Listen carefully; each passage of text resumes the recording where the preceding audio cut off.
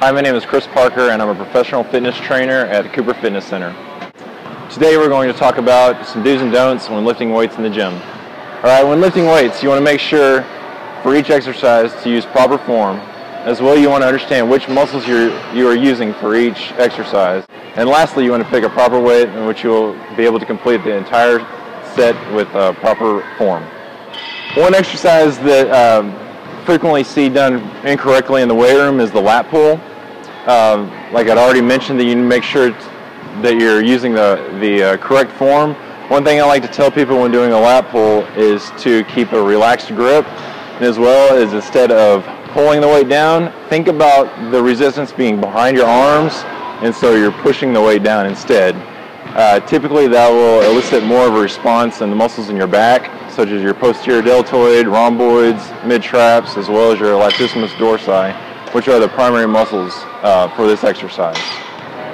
Okay, so on the lat pull, you want to pick the width of your hands need to be at a place to where at the bottom of the movement you will have about a 90-degree angle with your elbows.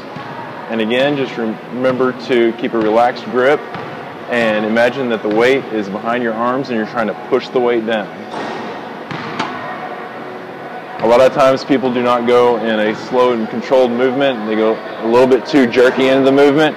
You want to try to keep a slow, continuous movement through the whole exercise and through the whole set. Oftentimes you'll see people jerk the weight back a little bit too much. Most of the time it's because there's too much weight they've selected, and they'll pull back here and then pull back. In that case, they're using a lot of momentum to get the weight down. So you want to try to maintain a proper position and stable position through the whole movement.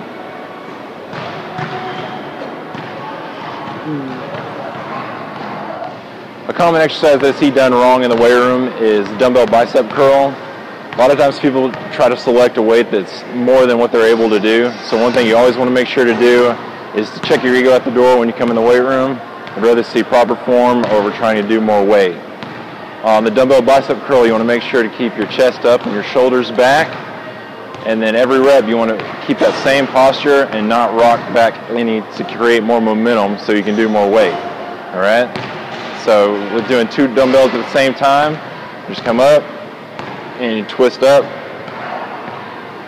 and come right back down in the bottom position. And back up and back down. Another tip to be able to use your biceps more in this exercise is at the end of the movement, try to extend your elbows to the point where you contract your triceps, and that'll cause you to completely extend your elbows, and then you'll use the full range of motion whenever you come back up doing the bicep curl.